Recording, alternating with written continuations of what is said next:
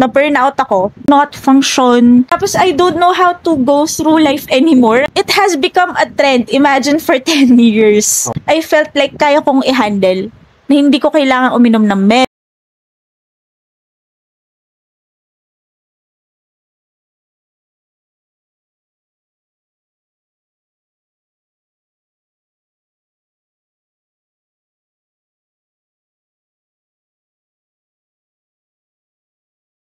Magandang gabi.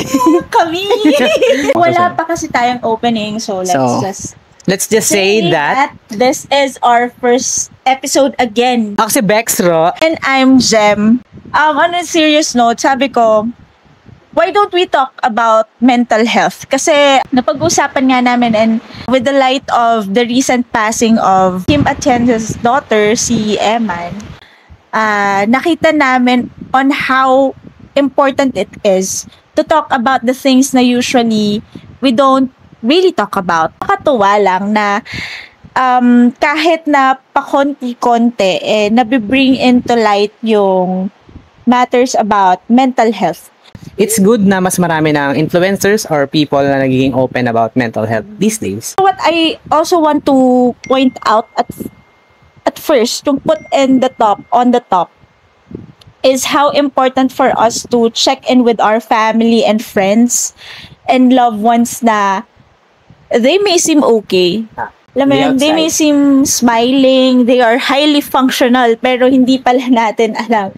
They are just undiagnosed, highly functional, depressed people. Na kasi ako, personally, I felt like yun yung nangyari sa akin. Not just yun, yung parang it started with just na-burnout ako. And then, lumala. Kasi I thought na kaya ko siyang i-handle. Alam mo yun? Saka ang hirap kasi Ikaw ba? Parang, iba naman kasing sa'yo I know your story Parang mas nauna kang naka-experience. You're younger than me nung na-start mo na-experience yun. Ako kasi, it came as a surprise for me. Kasi, just to give a brief background, I studied kasi with a minor in psychology. So, there is this subject namin na sa abnormal psychology, and we talk about and we discuss about yung mga abnormalities sa mental condition. Like, for example, yan, yung mga diagnosis as mga clinically depressed. Meron pang mga specific na classifications yan, kung minor depression, major depression, may mga tinges of schizophrenia. Ang dami. As in, if you are interested in the study of the human mind, and you are taking your college entrance exam, maganda siyang i-consider, psychology. But then again, sabi ko nga kay Ro, it came as a surprise kasi ito na pala yung pinag-aaralan ko. I am experiencing it, and I didn't recognize it at first kasi akala ko pagod lang ako. Alam mo yun? Akala ko, probably nag-start siya ng ganun. Kasi ang stress when unmanaged, di ba? Kung na-encounter niyo yung ganong studies na nag-end up siya sa burnout. And one of the worst cases of the worst cases of burnout, yung kanyang symptom or yung kinahihinatnan. Ano ba yung kinahihinatnan? Parang endgame niya. Oo, parang ganun. Parang endgame niya. Parang you'll end up depressed. Like, it literally changes the neurotransmitters in your head. Like, namamatay yung neurons mo literally when you're stressed, when you're burnt out. And worst of all is, yun nga, death, diba? So, ingat-ingat din sa mga workaholic dyan and sa mga masyadong grade conscious. Mahirap yung pag-aaral ngayon tsaka pagtatrabaho, pero you don't have to sacrifice your mental well-being for that, diba? Try to, balance. Oo. Hanggat sa makakaabot ng makakain. And ayun nga, ano nga ba yung sinasabi ko? So, when that happened to me, I was surprised kasi I cannot function. Alam mo yon, yung there are words na hindi ko maalala kung ano yon, hindi ko ma-articulate, hindi ko masabi kung ano yung right words. Parang naglo-loading ka ng matagal? Oo, nang matagal. Like, for example, I cannot complete my sentences. I cannot write letters. I cannot function. So basically, I had to resign kasi first job ko yun. Tapos na-burnout ako ng ganun. Tapos I don't know how to go through life anymore. Alam mo yun, parang nagka-reset after that. Yung kakatapos ko lang ng college, I felt successful. I graduated from a prestigious university na mahirap makapasok, mahirap din makalabas. So, it's hard for me to kind of accept it. Alam mo yun?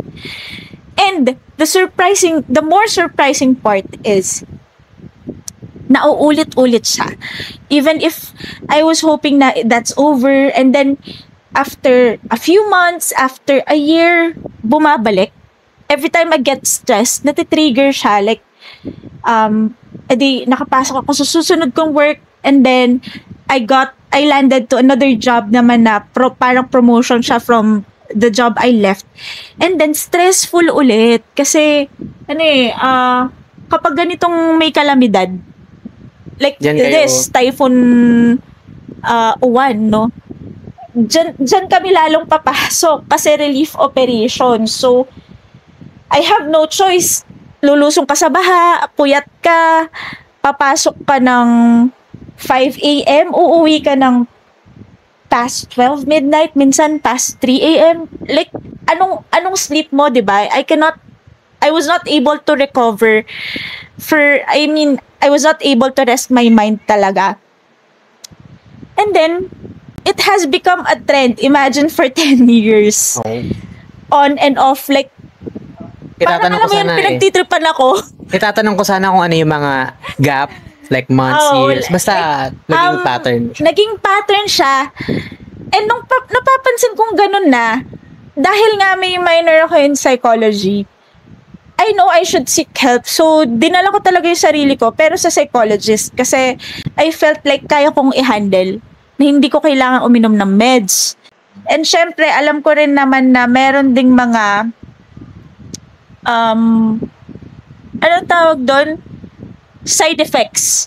May mga side effects yung pag-take ng meds. Ganito tayo. Ano ka naman news reporter dyan? Yes, kunyari, na-interview natin si Ate Jem, si Tita Jem. Ate Tita. Ano ba? Bakla. Si baklang Jem. Anyways, ayun na nga. So, yun sinasabi ko, on and off. Yung, I felt like I was caged in a situation na hindi ko kayang takasan. So, it's just a proof na when you're clinically depressed, it is not something you can just pray away, or it is not something na you could just hope to ano bang tawag doon? Na mawala na lang. Bigla na lang mawawala for some magical reason. Dahil natulog ka, or what? Or you got distracted, or you entertained yourself, hindi. So, it's really important na mag-seek ng professional help. Kasi you cannot also diagnose yourself, fine. Imagine, no? For 10 years, dun mo palang nasabi sa sarili mo na, kailangan ko na talaga. Gagawin ko na, magpapa-seek help na ako. Oo. Actually, even prior to that, nagsisik help na ako. Pero sa psychologist, I try na, baka makuha to na psychotherapy, ng counseling, ng pag-uusap-usap, and I just, out of pure will, matrain ko yung sarili ko to handle myself. Pero dumating sa point na, yun nga, 2023 is such a significant year sa siguro aking mental health journey. Dahil hindi siya talaga natitreat. Kasi, pag nagiging okay, pag nakakapag-cope up na ako sa situation, edi magiging better na. I feel happy again. I can function at work. Pero hindi pala doon nagtatapos. Kasi, sabi nga nung isang doctor na napanood ko, psychiatrist siya kasi he could prescribe drugs, medicines. Isa sa pinakamahirap na i-diagnose na mental condition is yung bipolar. So, if you're familiar with bipolar disorder, or BD disorder, isa siya sa mga condition where the person experiencing it or who has it, merong states of depression and manic. So, pag depressed yan yung The usual. walang lakas, yung parang gusto mo na lang humiga all day, yung wala kang gana in anything. Pag sinabing anything, wala kang ganang manood ng TV, wala kang ganang kumain. Yung mga usual things na masaya kang gawin, yun na lang. Yung mga usual things that you find joy in doing, hindi mo na siya makita, hindi mo na siya ma-feel. Kunwari, before, I enjoy watching movies alone. Pero when that happened to me, parang, alam mo, it's pointless, parang ganon. Tapos, dumarating yung times na you just wish na Ay, sana it's over, alam mo yun? matapos na lahat. Matapos na ang lahat, even if you don't know how. So, ako naman, since, share ko lang ha, growing up in a Christian family, just like si Eman, I believe, si Kuya Kim, wala kasi yan sa usapin ng faith, Bex eh. Ba't parang naging podcast ko to? Dumating yung 2023, akala ko depressed lang ako, akala ko anxious lang ako. And when that happens, I stay at home for months without going out. Hirap akong maligo, hirap akong kumain, wala na akong gana, dumadating yung times na I just don't want to eat para kapag nagutom ako, alam mo yun, ma-analyze na ako. Pero it doesn't happen that way eh. So, Hindi siya ganun kasimple na. really, and during those times, even if there are a lot of people checking up on me, which I now appreciate, no, na yung importance ng mga taong nag-check sa life mo, sa'yo, lalo na kapag ganon, yung they just sit with you, they just talk with you na walang pagtatanong na kumusta ka na, alam mo yun, kasi for some reason parang ang hirap sagutin nun, lalo na nakikita nilang hindi ka naman okay tapos tatanungin nila kumusta ka na, kasi Isn't it obvious? nakikita nyo na guys eh, yung parang just be there with me, just sit there with me knowing that I'm not alone, comforts me, alam mo yun, yung kahit na ipagsaing mo lang ako, ipagluto mo ko, tulungan mo akong mamili ng susuot kong damit, it helps a lot kasi everything is dragging, alam mo yun, lahat mahirap gawin. So yun nga, iwas din ako sa tao nun eh, kasi feeling ko makikita nila kung ano yung iniisip ko. Sa mga kahinaan mo. Alam nila, nung parang may kasama na kasing anxiety eh. You think of things na wala naman dyan, na hindi rational. Pero you think of it as totoo. Alam mo yun? Yung parang, they will judge me, they will ganyan, ganito. And that's also the reason why sa mga relationships ko nagkagulo-gulo sa family, sa friends, sa loved ones. Kasi it's hard for me to make people understand what I'm going through. So, really, yung mga taong naka-experience ng same thing, they're the first one to know or they're the first one to understand what people with mental health conditions or struggles go through. And then, yun nga, balik tayo sa 2023 na nangyari yung isang bagay na I made a lot of big decisions in life. I resigned from work, which is a high-paying job na binuhay ako through pandemic. Binuhay yung pamilya ko through pandemic. I resigned doon. I broke up with my then boyfriend. Ang dami kong ginawa na pinagsisisihan ko. Pero I also believe in no regrets kasi parang everything has become a lesson. Alam mo yun. And then, I spent a lot of money, burned a lot of money na naging siyang, hanggang ngayon, may repercussions yun. I wasn't aware na na manic episode yun kasi habang nag-splurge ako ng pera, habang kung saan-saan ako napupunta, habang kung sino-sinong kasama ko, merong times pa rin na I think of I am hoping na mawala na lang ako. And I was thinking na at the end of this day, pag naubos ko na lahat ng meron ako, mawawala na lang ako. I don't know Without how, knowing. I don't know how it, Pero that's how you think. That's how you feel. yeah, Eh. I don't know how it will happen. Oo. And then, what I'm feeling that time is that, though hindi totoo kasi ilang beses na nilang sinabi sa akin na hindi totoo na no one loves me, no one cares about me. They're not even checking up on me, which hindi lang pala nila alam kung paano ko i-reach out kasi mga pinagbablock ko sila. Hindi nila alam Nga kung naman. paano. Paano ko nga naman Diba, makakausap? Hagi? Binlock mo. Hindi nila alam kung paano ko hahanapin kasi I change locations from No, time to time. without Like telling. nasa Baguio, nasa Zambales, nasa Pampanga. NPA ka pala eh. Oh. Oo, like gano'n na parang now it makes sense, no? Ngayong nandito na ako sa state na I am medicated, I am going through therapy in a sense. Na-realize ko lahat ng ginawa ko nun na hindi ko matanggap that time na may nagsasabi na sa akin na baka hindi ka depressed. Baka you're bipolar. So even if sinasabi sa akin yun, pumapasok lang sa isang tenga ko, lumalabas sa kabila. Kasi hindi ko tanggap. Oh, tsaka baka in denial ka din.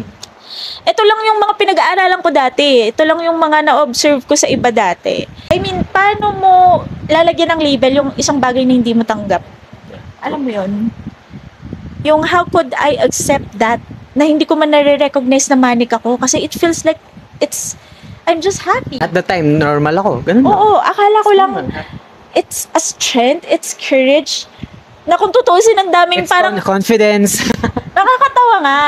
Kasi parang ang daming na-encourage, ang daming na-believe na parang Nagawa mo yun? Nagawa mo yun, nag-resign ka, nakapag-start over again ka, pero hindi nila alam, in my head, in my life, in my personal life that is not on social media, ay nako, breakdown araw-araw yan, iyak sa CR, iyak sa shower, iyak sa kama, iyak sa lahat.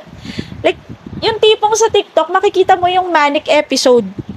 Pero at the back of it, the depression is still there. Na parang nagugunaw ng mundo pero I have to fix what I've broken. Alam mo yun? Yeah. Yung, Ano? kailangan kong bayaran lahat ng loans ko, kailangan kong makahanap ng trabaho, kailangan maging successful ako in changing careers. And mind you, even if may suicidal thoughts, hindi ko siya matanggal. Meron ding thoughts of like I can conquer the world. Sabay. Sabay. Yun yung mahirap eh. Sabay siya, like literal na manic depressive.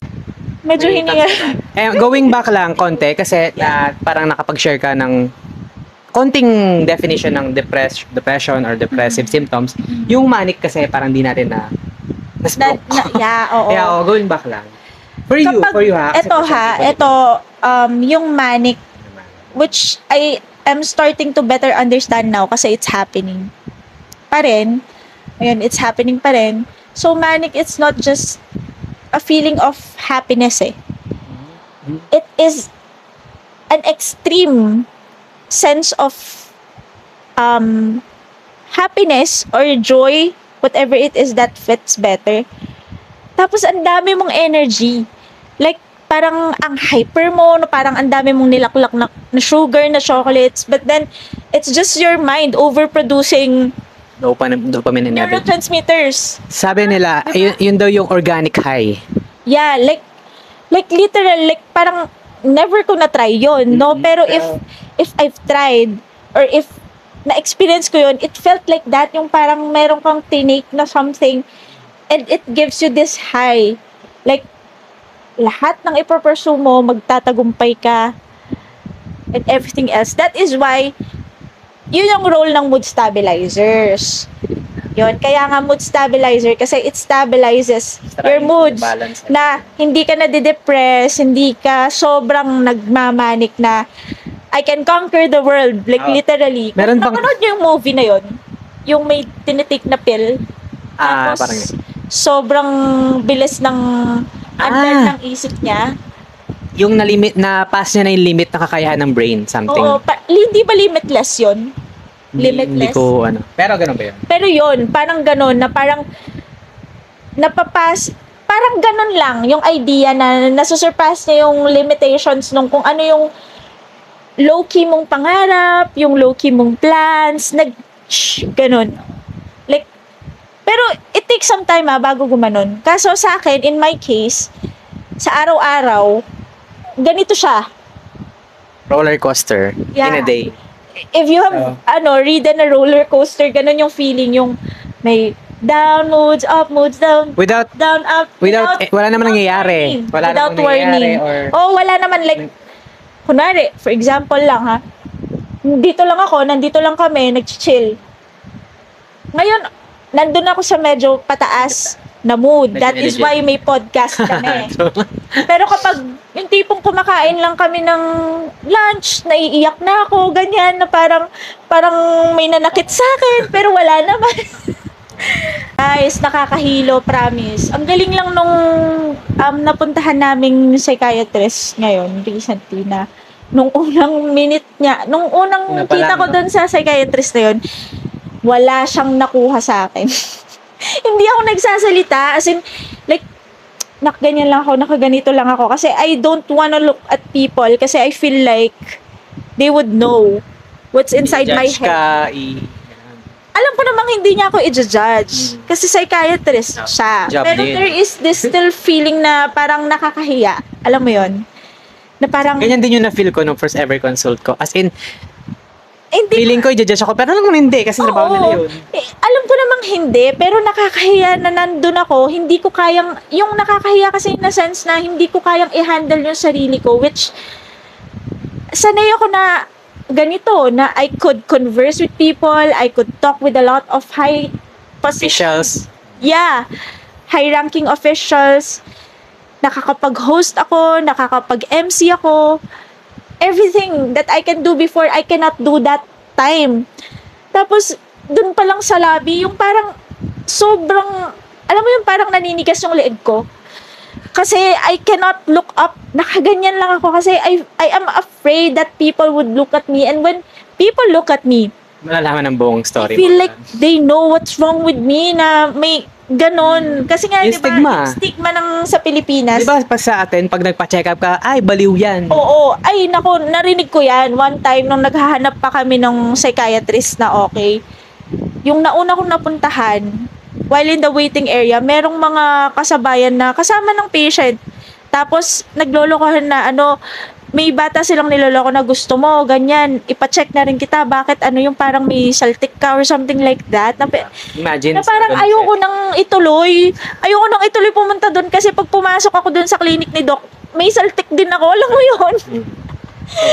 Natatawa na lang ako ngayon kasi I know that's not true. Na parang nandito na ako sa state of mind na na-overcome ko yung anxiety na yon, yung all those negative things na pumapasok sa isip ko. Though meron pa rin at times, pero kapag ganun na tuloy-tuloy, yung walang tigil, na wala kang pahinga, alam mo yun? Walang pahinga sa negative thoughts. Nakakalunod. Yung parang nilulunod ka ng sarili mong brain. Sinasabotage ka ng sarili mong brain na supposedly, it should be working for you, but it is working against you.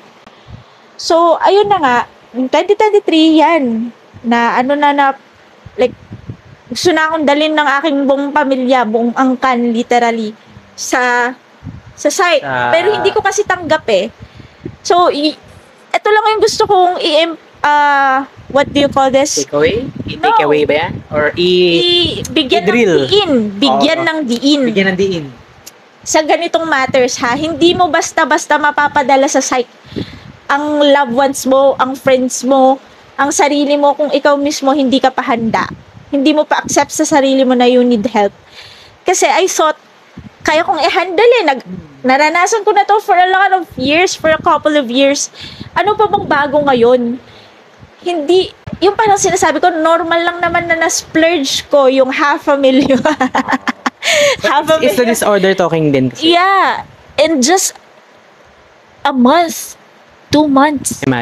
Imagine, di ba, on how fucked up that is. The worst thing...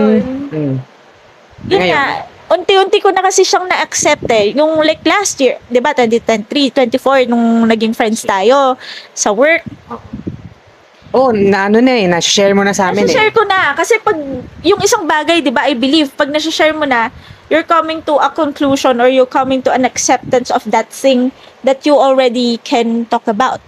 Na medyo, ando na yung na-accept mo na, Oo. may part na-accept mo na, may part din na, yun nga, willingness to share kasi nga, na-process mo na. Yun. May- So, nasi-share ko na siya. So, I'm realizing, okay, natatanggap ko na siya. And then, this happened. Yung 2025 is my latest depressive episode na una ko siyang na-feel sa katawan ko. May new job ako niyan sa government. I like it. They trust me. Pero, una ko siyang na-start, na-feel ko yung jelly yung legs ko. Alam mo yung parang Nanlalambot. nanlalambot. Hindi ka ba without makalakad? reason. Nakakalakad ako, pero nafe-feel ko na anytime it will give way. So, tawag ako niyan sa mga kakilala ko, uy, tulungan mo nga ako. Parang meet me at ganito, ganyan. Tulungan mo akong umuwi or sabay na tayong umuwi. Kasi nga, I feel like anytime it will give it will give in yung Na like matutomba ka. tapos mga yun, no, Thursday, Friday. Tapos that weekend, kino-contemplate ko nang mag-resign. Kasi sabi ko, Ilang weeks pa lang ikaw sa job nun? Bago 1 pa? month sakto. Okay. 1 month sakto. Sige. Tapos the next month, March. So sabi ko, no, this will not work. I really like this job. Alam mo yun, yung parang they've entrusted me the job. Nirecommend ako dun. Tapos nakakahiya, parang it's nakakahiya all over again. Alam mo yun? Nangyari na naman ang nakaraan. Parang I'm reliving the experience. Napapagod ako na isipin siya kasi parang sayang. Alam mo yun, ang daming taong na-amaze ba when I land jobs like that. Kasi parang some people will take time bago sila makahanap ng ganun, matanggap sa ganun. Hindi naman sa pagmamayabang, pero pinanghihinayangan ko kasi siya. Kahit naman ako siguro. Pero yun nga, dahil nga doon sa nangyari na yon, depressed. Nagtuloy-tuloy yung anxiety. Kasi iniisip ko, what will they say about me? Na parang unprofessional naman, kakapasok lang, kakatapos lang ng mga contract signing, kakakilala ko lang sa lahat ng tao doon, tapos biglang boom, wala. Na parang sa una lang magaling magsalita, sa interview lang magaling magsalita. So, it's like, myself is sabotaging myself all over again. At ayun, it's hard to explain to people why nakakahiya. Kasi they would not really understand it unless they look at my life from the very beginning up to that point na paulit-ulit kasing nangyayari. So yun. Pero that's the thing about anxiety Once na atakihin ka magkaroon ka ng episode of anxiety sa job. Magtutuloy siya. For example, sa jeep. In-anxiety ka sa jeep. Ito lang, correct me if I'm wrong, pero sa pagkaka-understand ko, I don't think kasi na naranasan ko siya or Hindi mo siya na-experience. or hindi ko lang pa siya naiintindihan fully. Pero the thing I wanna say is, once na inatake ka ng anxiety, for example, sa jeep, every time na sasakay ka ng jeep, Na-associate mo siya. malaking chance na mangyari ulit, atakihin ka ulit kada sasakay ka ng jeep. So, parang naging pattern sa'yo every new job or something. Hindi naman. Nagkataon lang? Hindi naman, nagkataon lang siguro. And at the same time kasi, medyo heavy din yung responsibility. So ako naman na overthinker kasi, ayoko naman ding yung parang, dahil pinagkatiwala yung posisyon mo, ayoko nang mapahiya yung nagkatiwala sa akin. Yung nagbigay ng trust, yung nagbigay ng time, yung nag-recommend. So parang, I was unaware na I'm carrying that burden. I'm carrying that weight. And then, so yun, sabi ko, ayoko man po mag-resign, pero ayoko naman ding maging reason on why hindi magawa or hindi ma-implement yung mga deliverables. So, with that, ayan na. At nag-self-floating na tayo. Yung parang, ayan na naman, umulit na naman, yung parang kakastart ko lang kasi for some time, di ba, nahirapan din tayo dun sa job natin last time sa private. Call center. Ayaw nating pag-usapan yun. Hindi, pag-usapan natin on another episode. Yeah. So, ano yun? And then, yun nga, 3 months akong di lumalabas ng bahay.